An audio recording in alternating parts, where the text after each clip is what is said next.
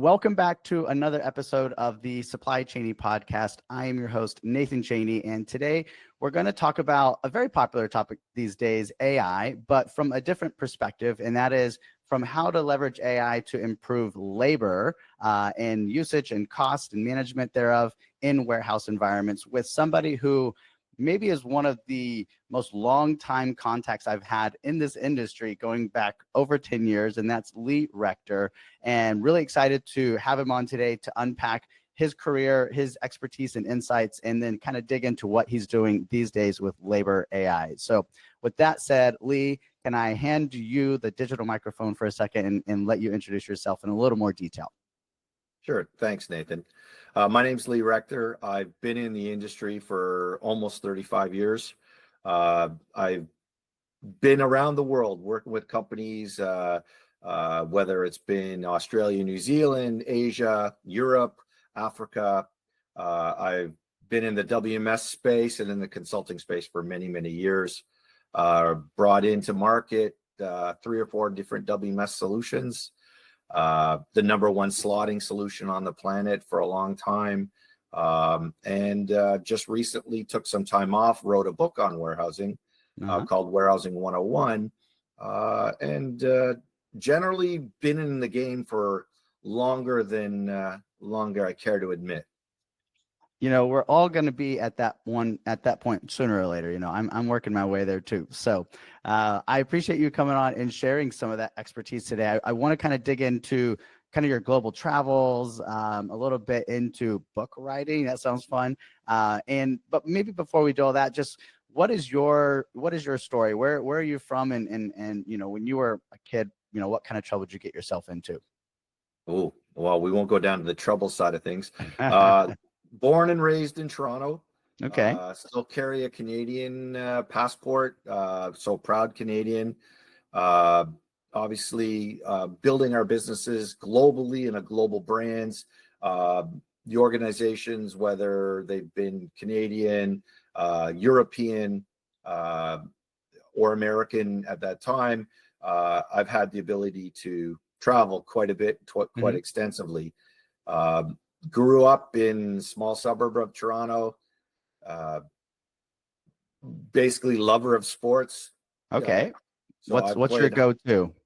Oh, I don't have a go-to. I've played pretty much everything competitively, hockey, football, baseball, basketball, swimming, water polo. I've done pretty much all of it.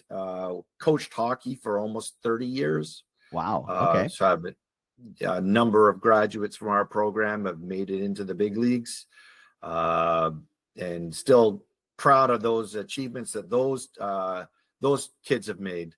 And whether it was somewhat a party to with them coming through our program, they didn't leave the sport after they came through our program. So that's an important thing. That's a success. Yeah. I'm curious what your outlook has been on sort of just over time, being there in GTA area. Like, kind of how have you seen sort of Toronto explode over the years? I think it's kind of just boomed, and maybe not in all the best ways. Do you have any thoughts on that? Well, you know, everybody has their visions of the way the city has grown. You know, when we were growing up, it was a city of 1 million people. It was a small town. We had some, we'll call it like in any country, we had some political issues going back to the early 80s, where the financial center of the country moved from Montreal to Toronto. And then we went through this massive rapid expansion. We built the sort of the concrete jungle in downtown Toronto. So recently we've just surpassed Chicago with regards to size and scope. But then the sprawl of the city, it's basically 100 miles wide by 60 miles deep. So it's like a small country. The only thing you would have, people would complain about Toronto now, it's got to be the part of the worst traffic in North America. Yeah. No expansion plans. Like when a city expands that fast, it affects everything. So in supply chain, transport has actually taken a major hit in Toronto, especially if you are on the west side of the city and you're supporting the east side of the city, or vice versa. There's really only 2 highways to transport 10 million people. So it is a bit of a problem. But at the same time, very proud of Toronto as a city or an organization. It's still probably one of the safest major cities on the planet. It's clean. For the most part, people are still nice. And take a lot of pride in the fact that, I won't say, 20 years ago, you could probably walk downtown Toronto at 1 o'clock in the morning with $100 bill stapled to your back, and somebody will come and tap you and go, "Hey, you've got $100 bill on your back." Nowadays, I'm not sure about that. But yeah, it's still a great place to live. My kids still, most of my kids still live in the Toronto area and raising their families there. Awesome. Excellent. All right. Could you kind of tell me a little bit about your, teenage years? I think that a lot of what we do when we're teenagers, whether we have a lawn mowing business or a snow shoveling business, says a lot and kind of like sets the stage for what we do later in life, or sometimes not. What did that look like for you? Wow. That in itself is a question that nobody's ever asked me. And if I look back on it now, my first job, aside from being a paper boy, was, and again, I don't even know if I can, being a Dickie D ice cream guy. So essentially, ice cream cooler on a bike, and you'd ride around the neighborhood and sell ice cream, sort of as a franchise operation for the ice cream company. So not even looking back, and even till this question now, I'd even looked at it. That probably started me on my entrepreneurial career. That my first job was essentially selling ice cream, where I was taking a profit share, and what I was selling was all commission based. So absolutely on that.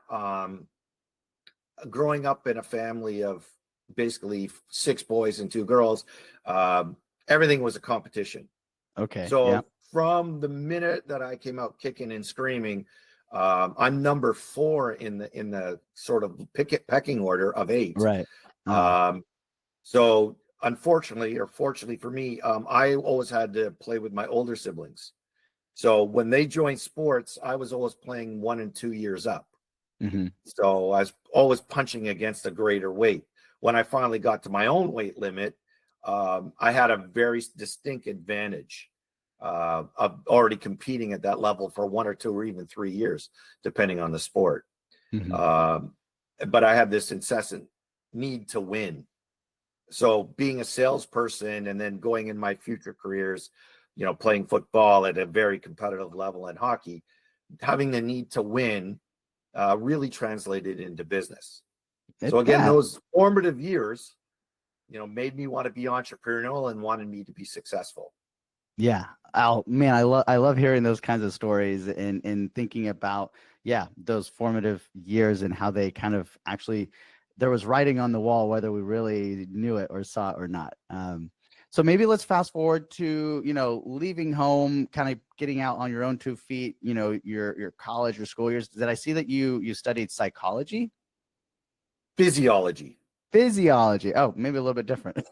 So sort of, yeah. Well, actually, probably the best course, and I will tell anybody, the best course that set me up for life anywhere was my Intro to Psychology 101. Because learning about people and interactions between people, it's all about our interpersonal skills. And you learn about that because I was going into essentially we'll call it at the time a department of sports medicine or physical education. It was your interpersonal skills dealing with the athletes, whether it was at the coaching level or at the scientific level, which is what I was at in physiology, but dealing with high-level sport athletes, so Olympic athletes and things like that, where you're dealing with a lot of fragile egos. That really translated well for me. So as I got into my higher educational and learning about people, not so much about winning, but actually how to bring people along that garden path with you so that we're all rowing in the same direction. And that took many years. Because when we're young, we just want to argue for the sake of arguing. So having science and having sort of always the background doesn't necessarily convince people. As we see today, science doesn't necessarily convince everybody that it's right. Yeah. So absolutely, it was a good breeding ground for me, and it taught me how to think. Yeah. It's interesting how that works, huh? I think psychology, I would agree, even though I never took a psychology class. I've always thought, man, if I was going to like build a sales force from scratch, they would have a business degree and a lot of psychology in there to Yeah, for understand, sure. just how people think, what makes people tick. So you kind of went down that path. What did you do after school? What were your kind of first career stops? So when I graduated university with my degree in physiology, I was actually going to go work for the Canadian Olympic team. Okay. So I sort of had a part-time job working, teaching fitness, not fitness instructor, but doing fitness tests and basically doing training for elite athletes and things like that. And I thought I would go down that career, but working 12 hours a day for $250 a week, that's a tough life to, I worked in college or university and things like that, and you get out and it's not really the life you want. So I took on a part-time job actually installing original computers Okay. and original barcode systems. So little wands where you used to scan and I got into that and I ended up making more money working 3 hours in the morning than I did working the 12-hour shifts. So the writing was on the wall, and I kind of morphed to technology in a Okay. very quick. Water drove me down, like water flows downhill, and that's the way I went. But I will tell you that my skill set from at school, which was diagnosing, very quickly made me quite successful in what I was doing on that side of things. So I could figure out problems and diagnose problems and bring it to the solutions people. So part of the problem was actually figuring out what problem can I solve. So that actually helped me very much in my career. But those first 12-hour days of teaching squash and all that stuff, again, sort of follow along my lines of being an entrepreneur and how to deal with people. Right. At the end of the day, that's what it kind of all comes down to. And I've had folks on that have majored and gotten degrees in communications, right? And I think that communications when you're in school and whatnot, it's kind of like the last, plan C, you just go do that because it's, you just get a degree. But it kind of turns out once you're out, and on this side of things, it turns out communications is actually kind of like the most important thing that we've got 100%. going on in business. 100%. You don't see that. Like that's not really preached when you're picking a degree that, hey, this is actually the most important thing that's going to enable you to be successful later on in life. Everyone just kind of uses it as a last resort sort of deal, I think. So let's talk about then. So it sounded like you were at the right place at the right time to capitalize on the emergence of computer technology and barcodes and all that sort of stuff in the warehouse. What kind of happened next after you started going down this path? Well, at that time, started raising a family. So had to get sort of into a more sophisticated business model, going to a bigger company, working for a global brand for 10 years, starting in the technology side, and then getting into management, under management, looking into management, and then global, national distribution models. So, and in the meat grinder of the office equipment industry. Okay. So, so I worked at, basically one of the largest photocopier office equipment companies in the world. And did that for 10 years, from being the original, bringing on to manage their computer division. Okay. And to basically taking on sort of the national distribution model for that company through sales and management, things like that. Then over that time, I actually got into partnership with a group called Tibbet and Britain, one of the original 3PLs out of the UK. where they had won the Walmart contract in Canada to take over Walmart distribution. Wow. And I formed a relationship with that group from the IT side. So, fast forward 6 or 7 years when I left that office equipment company, and I formed a partnership with them. Started another company in the supply chain technology business. So I was focusing strictly on WMS. I see. So it went from TMS to WMS to optimization, which is where I met you with the optimization software, back to WMS, and then sort of got me to 2021, where exited out of all that, sold that whole group to a German conglomerate, sat down and said, hey, I should probably start sharing what I've learned all these years, and wrote a book on warehousing.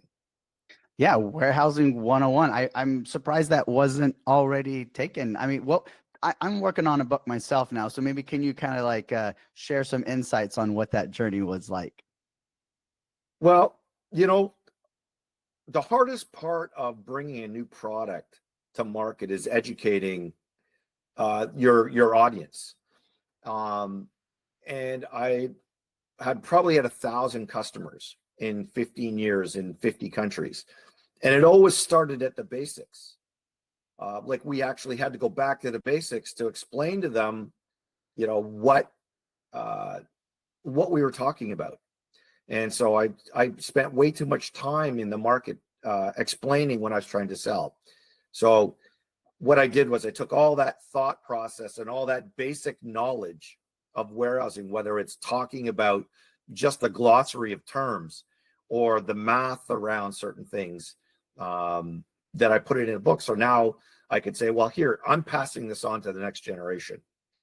So there is this tribal knowledge in supply chain you only learn supply chain when you get into an operation, right? If you're an engineer, you don't go into engineering and go, you know what, I'm going to be in supply chain engineering. There's no courses for that. And most of the supply chain schools want to talk more about purchasing and transport as high ticket items, not really operations on the floor. So it's sort of the last thing. And then you're thrown into operations as an engineer, and you have no idea about SKU proliferation or pick paths or anything like that. And you're expected to improve on something that you know nothing about. So I built the book for either somebody who's going to become a new manager, somebody who's going to go into selling into that industry, or if you just want to improve, you're working in the industry, but you want to move up in the organization. Yeah. No, there's literally no resources. So that's why I wrote the book. I see. Did you do any like PR? Did you go on a book tour or anything like that? How did you kind of promote and talk about it?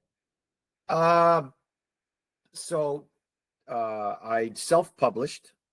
So I didn't go to a publishing group. The organization that I use that's self-publishing, they do all my promotion through, the outlets, whether you're buying ebooks or whatever. And then trade shows. When I'm at a trade show promoting Labor AI, or I'm doing speaking engagements, that's become sort of that self-promotion. But what I've really seen in the market is that organizations have said, you know what, we need to have a common thread of what everybody talks about.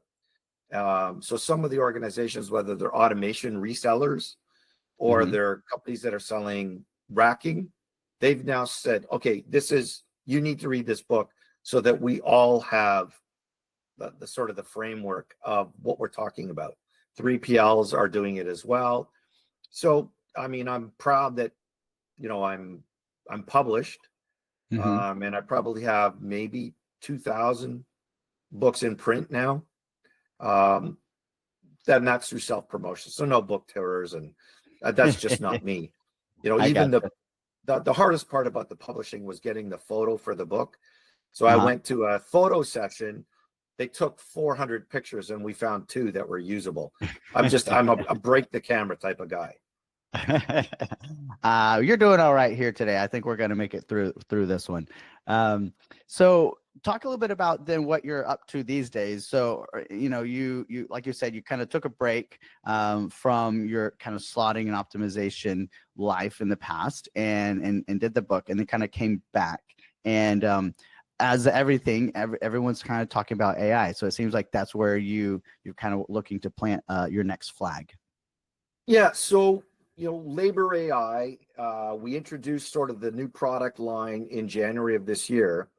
And essentially what we're doing is we're the only prescriptive analytics software out there for labor planning. So what we do is we only use what's in your order well today to future plan what you require in terms of labor using a database of engineered elemental standards. So we look at the elements: stepping on a fork, stepping off a fork, aligning the fork, to counting, to putting a label on a box, to building the box. And there's almost 1,000 of those elements inside of our database. Together, these build up at the task level. So we did that, and that's really just a calculator. To really make it work, we needed to create sort of that basis of analysis, which is what our AI does. So our AI now is not replacing the clerical as a usual AI agent does. Our AI agent actually replaces the allocation system in the WMS. So we break out the work content, not the activity. So if I have an order line of 137 units, if you look at that in your order well, that's 137 units, and that's one order. But you actually don't know, is that one assignment, two assignments, or four assignments, to break out the work content. So our AI is doing that in real time. So we do is we break out the work content, put it through our labor calculator to figure out how many hours of work you've got for tomorrow or for this week or for next week. So most companies and most systems tell you how you've done, right? It's all about what have I done and look in the past. Well, did we do good? And Labor AI is the only solution to tell you what you should be doing tomorrow. And if I'm not wrong, this kind of leverages kind of like, if you want to say, like your life's work a little bit up to this point in the knowledge and expertise you've gained in the space with all of the time studies and analysis and how your I guess just understanding of warehouse operations to the smallest millisecond of time. Do I kind of have that right? Well, I won't. It's not just me. There's a large group of people that are behind this. Okay. But the idea is, when I sat back and, labor management solutions are extremely, extremely expensive, and very few companies actually get the payback. Okay. So if you're a 3PL, it's very difficult for a 3PL to invest in a pure LMS because of the length of term of the client and, the cost of the client. Right. So it doesn't make sense for me to put a labor standard in there for 2 years, to spend 9 months to get the standards done, to get 15 months and then find out that client's not going to re-up with me. Good point. Good point. So I wanted to build something that was rapidly implementable. And whether you are ma and pa, I've got a client in Puerto Rico that does vegetables, right? They're a produce distributor.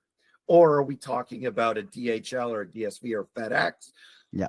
That it's the same software, right? So it's one size fits all, and it's not based on price and available, resources that you've got.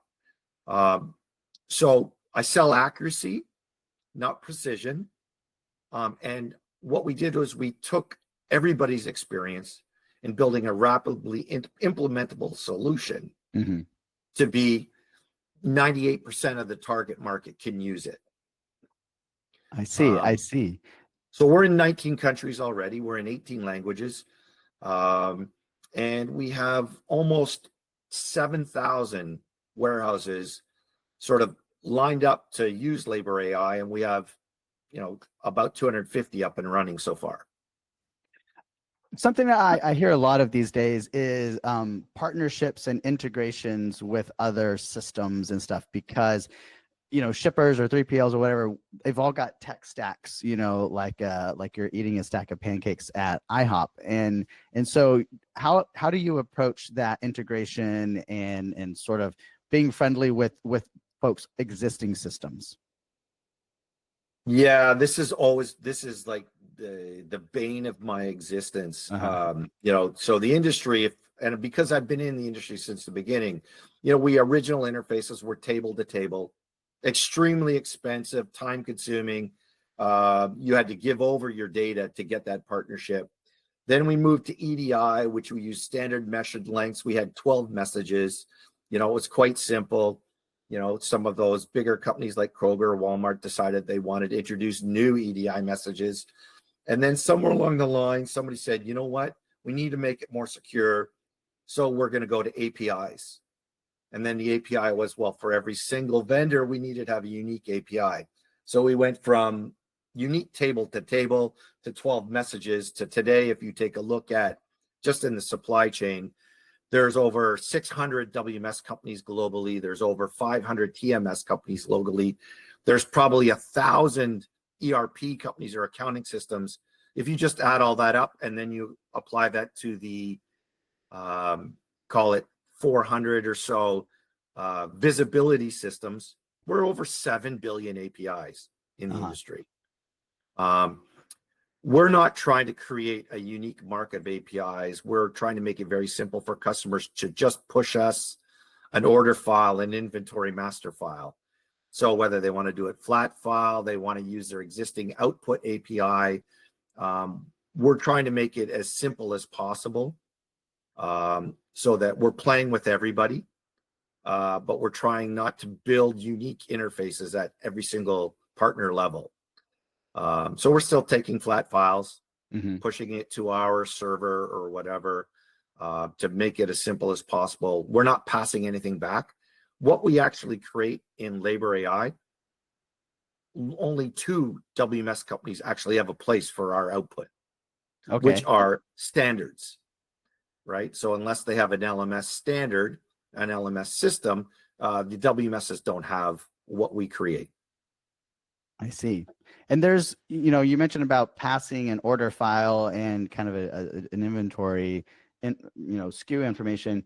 How about the forecasting element of all this? So like, the idea here is you want to be prescriptive and kind of help suggest how many folks people need out in the operation. Are you trying to like look out a week in the future, a month in the future kind of thing for planning, or like what's your time horizon look like? So if I look at the variability of labor, and the problem variability of labor is daily. So those people that are in e-commerce, they're all going, well, Monday's my busiest day because people order most on the weekend. So I'm going to have the largest number of people available labor on Monday. And then I get and find out, you know what? Nobody ordered over the weekend. So I have a problem. I've got too many people on Monday for my amount of work I've got. And then they go, well, you know what? Wednesday's the lowest day during the week because people don't order too much on Tuesday. They're more happy going to Taco Tuesday or going out and doing things. So they're not ordering as much. So Wednesday's my low day. These basis of, we'll call it perceived peaks in the month or in the day, cause an overabundance of underutilized time in the business. Okay. So what we're trying to do is tell you what you need in the next 6 hours or 12 hours or 24 hours to manage that. Production level is a different story. So if I'm in manufacturing, I'm essentially controlling my requirement for labor. Whereas if I'm in e-commerce, or the more and more I go to omni-channel, I am no longer in control of my forecast, which means I am susceptible to peaks and rises within 5-6 hours. Those are the organizations that we're really trying to support in this marketplace. Though, we've worked with companies like a Heineken where they have production schedules going out 30 days. And they still see value in it because they overhire. And the underutilized time is a big model for that. We work with unionized operations.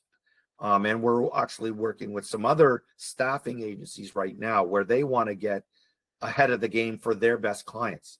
So they actually know how many people they require tomorrow, rather than waiting for that partner or that client to phone them at 8 o'clock at night and put an order in. What? Well, I thought that staffing agencies love that. Okay. All right. Well, I guess I need to correct that logic, huh? You know, the name is Labor AI, and I'm going to try to do my best journalism right here, right now. This is it. Labor AI. I think that if you go to any show or conference or anything, you see more and more focus on automation and robotics and all that sort of good stuff. So how are you kind of, you know, trying to position, what's your outlook look like for labor AI in a warehouse ecosystem that's increasingly void of labor, humans, at least? Well, and again, you know, short term, long term. Currently, we're looking at an 18-month lag right now on delivery of automation, because the manufacturers are behind. So if you ordered your automation today, you probably don't even see it on your floor for 18 months. And going back to the Gartner study of last year, only 3% of automation projects are making their ROI or their expected ROI. Okay. So it is the solution, it is the future, but it's not today's future. So there's still the problem of getting people to the floor today.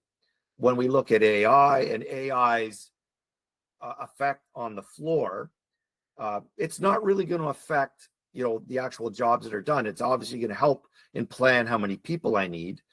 But where AI's immediate response is going to be is in the clerical replacement and the agents that the AI is replacing on analysis, not actually on people picking boxes, so to speak. So I think that, yes, long-term solution, we will get better at delivering ROIs and delivering our projects. But if we look at the studies going in that over the next 3 to 5 years, labor is going to go up, the cost alone is going to go up by 30 to 35%. A short-term solution is to get better at knowing how many people I need. You're right. You're right. And then if I'm going to invest in some sort of AI or automation project, having a better understanding of what that short-term impact is going to be. So in other words, if I'm going to buy an AMR or a AGV or a conveyor, what is my actual ROI going to be?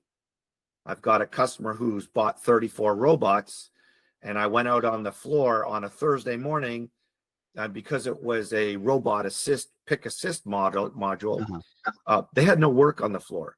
So they had the robots on the floor, and they still had the 18 people waiting for the baby to come out, but no work. So that's just going to kill your ROI. So, you know, most of our robotics companies are building their ROIs on best case scenario. Like you can do 684 sorts an hour, but if I can't get 684 boxes on the sortation line and only get 400, then I'm never going to get to 100% utilization. This is the problem that we get. Or if you bought a layer picker and you can pick up 1,200 cases an hour, but I only have 4,800 cases to layer pick a day, that means I only get 4 hours on my equipment that day. These are things that are apparent in every assignment that we buy. So yes, long-term it's there. Short-term, don't bet the farm. Gotcha. Maybe as we wrap up here, I like to kind of ask for folks to share maybe what their, you know, kind of like favorite quote, inspirational quote that they share with everyone, you know, maybe related to business and leadership. Do you have one of those? I've basically over the last 30 years built my life on it, which is, well, it's twofold. Number one, if you don't measure it, you can't manage it. And on top of that is let data drive the solution. So none of this management by walking around. And if you're not measuring things inside of your operation, don't expect to manage it. Gotcha. And then maybe lastly, if you were to go back in time and go back and talk with Lee, the physiology student, and thinking about, you know, what you've done with your career since then and where you are now, would you have a piece of advice that you would share with Lee the younger? 100%. I, as a younger man and always wanting to win and succeed, winning and succeeding are not the same thing. Okay. It takes a long time to realize that other people's success and other people winning, it can be your success. So as a coach, the team wins and you enjoy their success. But most importantly, as a younger man and as a younger manager, when people left my organization and went to somewhere better, I took that as well, they're just leaving me. And when I was coaching in coaching young men, 9, 10, 11 years old, if I was coaching at, say, a AA level and my player left to go to AAA, that's actually my success, right? So the fact that they left me was not a failure on my part. Is that if you make people better and they go on to better themselves in life, that should be our goal in life. It shouldn't be about me gathering wins. It's not about me. It's about the people that I touch. They go on to be more successful. Yeah, that's, you know, you're a perfect example. I had a very brief time working with you when you were a young man, and now where you are successful. At some point in time, maybe you learned one thing from working with our group, and your success at some point in time, I had a factor of that. When I was a younger person, I didn't include that in my own scope. Right. Yeah. No, that makes a lot of sense. I appreciate you sharing that and being a bit transparent there. So maybe just as we wrap up here, any last final thoughts while we kind of close out this episode? No, listen, I appreciate your time. I'm actually very happy for how you're doing and how you're doing in the market and what you're bringing to the market, giving back to people. We should all be more transparent, as you say, and trying to give back without asking with our hand out. Yeah. Right. Give information freely. Our industry definitely requires it. If we don't educate the next generation, we're all going to be in trouble. That's true. All right, Lee. Well, thanks for coming on and sharing some of your experience and expertise with us today. Thank you so much for having me.